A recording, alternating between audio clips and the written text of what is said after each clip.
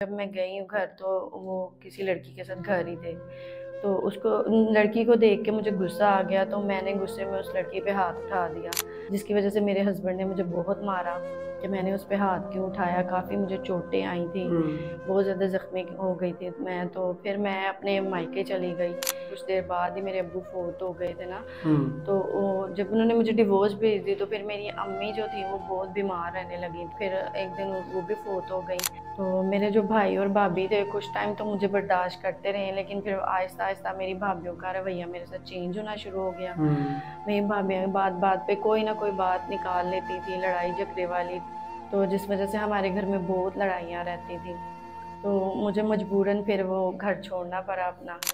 मैं यही कहना चाहती हूँ कि अगर कोई वाकई खुदा का खौफ रखता है या मेरे बच्चों को या मुझे इज़्ज़त की छत दे, मेरे बच्चों पे हाथ रखे और मुझे 2 वक्त का खाना दे दे, पर इज़्ज़त के साथ, तो मुझे कोई एतराज़ नहीं।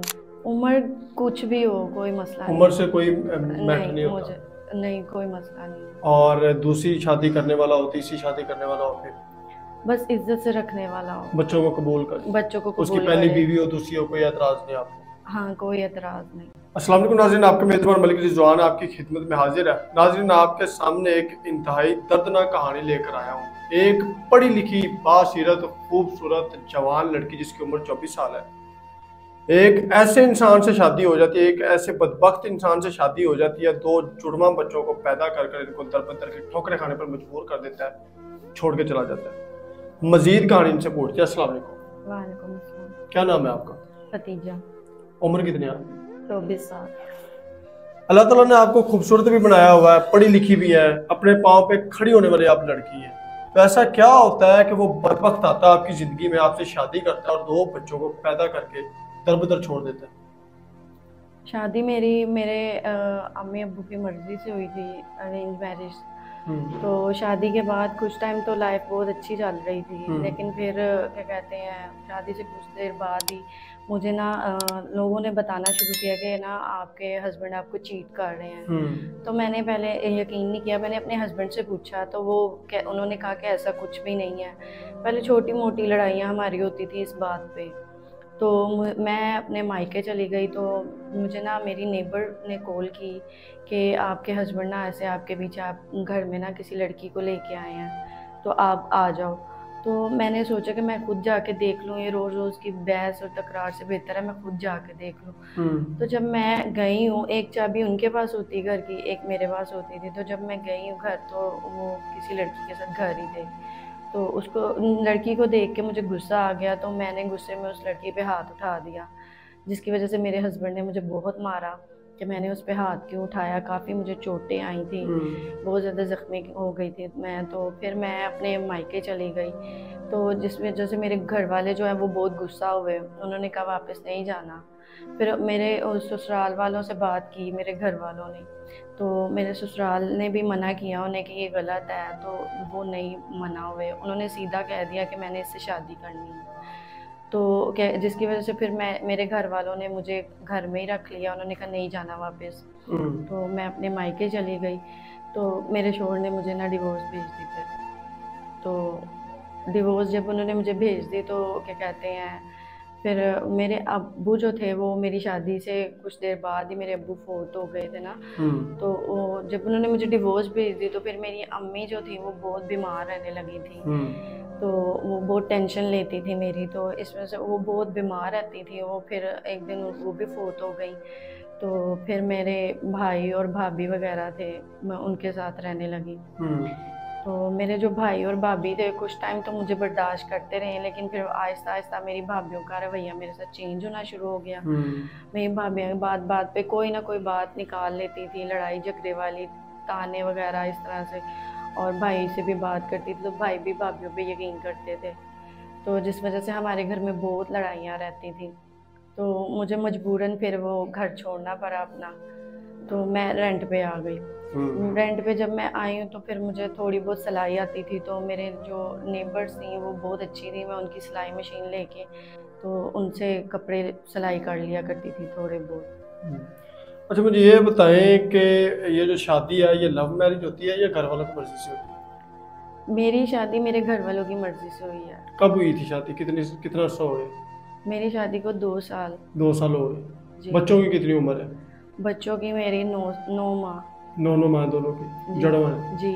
आप पढ़ी लिखी हैं, खूबसूरत है, तो आपको लगता नहीं था कि मेरी ज़िंदगी में आने वाला शख्स को मैं भी चूज़ कर लूँ, या मतलब मैं भी उसको देख लूँ, मैं भी उसको परख लूँ? तो ऐसे कैसे अचानक हो जाता है कि शादी होती है और इस तरह से अलहदगी हो जाती है? नहीं, ये चीज़ें मैंने सारी अपने घर वालों पे छोड़ी थी। मुझे उन पे कोई भी इशू नहीं था। मुझे यही था कि मेरे घर वाले ही मेरी करें शादी। ठीक हो गया। बच्चे, आपके माँ बाप भी अभी यहाँ पे नहीं है, जी। और बिल्कुल बात आपने ठीक किया है कि भाई ने और भाभी ने मुझे कब तक वो बर्दाश्त करते। जाहिर सी बात है, माँ बाप के अलावा तो कोई किसी का सगा नहीं होता है। भाई ने भी नहीं बर्दाश्त करना था, भाई भाभी की बातों में आ सकती है, भाभी आपके भाई की बातों में आ सकती है, तो जाहिर है उन्होंने आपको नहीं निकालना था। तो अब आप अकेली हैं, लोगों के घरों में काम कर रही हैं, एक तरफ आप स्कूल को भी देखती है, एक तरफ आप सिलाई को भी करती है, फिर भी आपका गुजारा नहीं हो रहा है। रेंट के घर में रहना, और 2 बच्चों का, मेरे ख्याल है दूध की अगर बात की जाए तो वो दूध भी 300 से 400 रुपए का लीटर, 2 लीटर आए तो आपके बच्चों का गुजारा हो जाता है। जी, ऐसा ही है, बहुत मुश्किल है गुजारा, लेकिन क्या करे, करना पड़ता है। क्या कर रही है, किस तरह से घर का निजाम चला रही है? कुछ मैं कपड़े वगैरह सिलाई कर लेती हूँ, लेकिन सिलाई से तो नहीं होता ना, वो 200-400 में क्या आता है आजकल। लेकिन फिर मैं लोगों के घरों में भी काम कर लेती हूँ। लोगों के घरों में भी काम कर रही जी, है? मैं पढ़ी लिखी होकर लोगों के घरों जी, में? ऐसा ही है। तो 2-4 लोगों के घरों में काम करती हूँ, तो बहुत अच्छे हैं वो, मेरे बच्चों के लिए दूध वगैरह और कुछ चीज़ें वगैरह दे देते हैं, कपड़े वगैरह भी दे देते हैं मुझे भी। ये मैंने कपड़े जो पहने हैं ये भी उन्होंने ही दिए हुए हैं। तो इस तरह से फिर गुजारा कर लेती हूँ मैं। अच्छा, वीडियो में आने का आपका क्या मकसद है? मुझे आपके ऑफिस के बारे में किसी ने बताया था, तो मैं इस वजह से आपके ऑफिस में आई हूँ। हाँ, कोई ऐसा इंसान मिल जाए जो मेरे बच्चों को भी कबूल करे और मुझे भी 2 वक्त की इज्जत की रोटी दे दे और छत दे दे।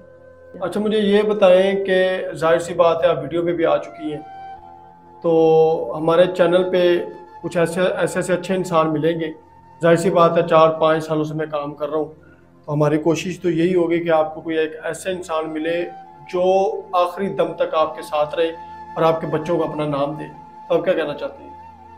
मैं यही कहना चाहती हूँ कि अगर कोई वाकई खुदा का खौफ रखता है, या मेरे बच्चों को या मुझे इज्जत की छत दे, मेरे बच्चों पे हाथ रखे और मेरे 2 वक्त का खाना दे दे, पर इज्जत के साथ, तो मुझे कोई एतराज़ नहीं है। ठीक हो गया। उम्र कितनी हो उसकी?